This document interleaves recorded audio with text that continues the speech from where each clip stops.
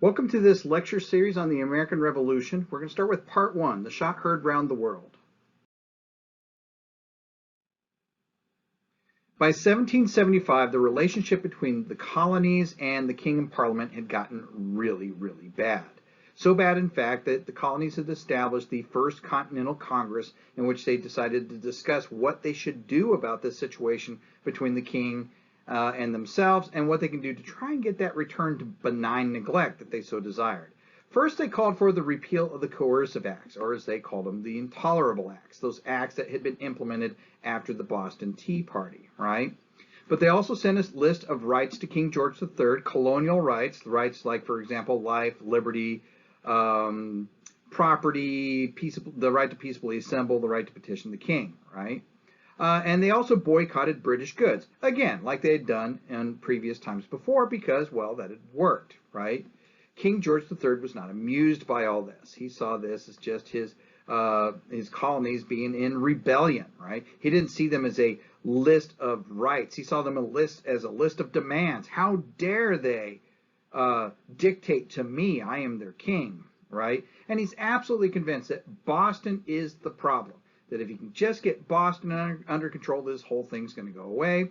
So he sends 4,000 troops under the command of General Thomas Gage to Boston, right? There was already troops there, but he increases the number to 4,000, right? And he makes Thomas Gage, a general in the Royal Army, the military governor of Massachusetts. So he's going to be in control of Massachusetts and is going to order Thomas Gage to seek out and squash any of these rebellious factions within the region around Boston. So it's during this gathering of information that General Gage discovers that there's a cache of weapons being maintained in Concord, okay? And so he decides to send about 800 of his men out to go get them. Now the problem is, though, is that there are so many people spying on the British soldiers in and around Boston that General Gage doesn't realize just how infiltrated he is. His place setter, the woman that sets the table for him, is actually reporting information back to the Sons of Liberty. And so the Sons of Liberty actually hear about this detachment of troops to be sent out to collect these weapons and also go to Lexington, where they believe some of the leadership of the Sons of Liberty are at. They know about it before the troops who did the marching even knew, okay? So on April 18th in the evening, right, Dr. Joseph Warren is going to instruct Paul Revere of the Sons of Liberty to ride to Lexington, Massachusetts, to warn Samuel Adams and John Hancock that British soldiers are heading that way with the intent to arrest them. Okay. Now, Paul Revere is going to row across the James River, and he's going to take a northerly route from out of Boston and head west towards Lexington. Okay. Now, this is where we get the origins of Paul Revere's ride. And often this is what we know, right? Paul Revere goes riding and he warns them in Lexington and he lets them know in Concord and all this stuff. And that's not actually how this story goes at all, right? So Paul Revere goes riding off on a northerly route. And at the same time, from a southerly route comes another rider, a rider by the name of William Dawes. They'd actually sent two riders out of Boston. Now, the one thing they had waited on before dispatching these men was just one piece of critical information: whether the British are going to be heading out by land or by sea, right? Now, on the surface, you'd say, well, that doesn't make sense. They're heading inland. Aren't they going to be going by land? Well, if you take a look at the map of Boston here on this screen, you'll see that Boston itself is kind of an isolated little peninsula, and the only land route out of there is through this little southern jetty called Boston Neck, right? And so it does actually make a difference. If they're going by sea, it means they're going to load up into boats, go across the Charles River, and that's actually going to be quicker than going all the way down through Boston Neck. So at the Christ Church in Boston, or is also referred to as the Old North Church, all right, they're waiting for a signal. For a very brief moment, two lanterns come up and two lanterns come back down. They don't stay up there because that would attract attention, and they know they're coming by sea. So off go these two men on their different routes. And when they're riding, what were they shouting? The British are coming, the British are coming, except they weren't shouting that. They never said that. Matter of fact, it doesn't even make sense. First of all, let's think about this for a second. What nationality is Paul Revere? He's British, right? Yes, he lives in the American colonies, but remember, this is a British colony. There is no America yet, right? So that's effectively, that would be the same as him riding through the countryside yelling, the Mees are coming, the Mees are coming. That doesn't make any sense at all, right? And why would he yell anything out in the first place? You don't want to draw attention to yourself. What happens if you got loyalists around you? They're going to report that you're riding off trying to warn these guys about the British regulars moving around about, right? So no, they actually tried to move as quietly as they could. Where does that story about the British are coming, shouting, being shouted comes from? Well, according to Paul Revere's own accounts, when he arrived in Lexington, he and Dawes will arrive in Lexington, he was pounding on the house where Adams and Hancock was staying, right, and woke him up. It's late in the middle of the night, right?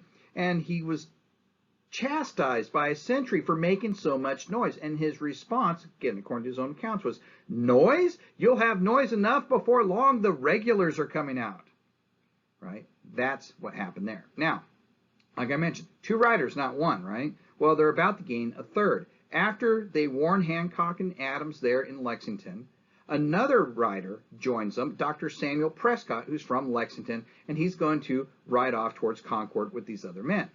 They all leave together, but they're captured. They're captured by a British patrol, okay?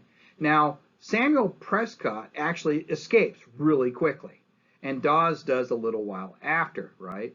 Paul Revere actually doesn't escape. He is held for quite a bit of time, and eventually he's finally released, but he loses his horse in the process, and he actually returns to Lexington on foot. So he doesn't even go on to Concord to warn them that the British are coming to hit the Concord armory, if you will, right? He, again, according to his own accounts, will arrive back in Lexington just in time to be within earshot of the first shots fired, though he will say he was not close enough to see who had actually fired first. And it's going to be Samuel Prescott is going to be the one that makes the Concord and warns them about that and allows them to quickly gather up those arms in Concord and get them out of there before the British arrive. So why don't we call it the Midnight Ride of Samuel Prescott? Well, I guess maybe one reason is that Paul Revere wrote the original story.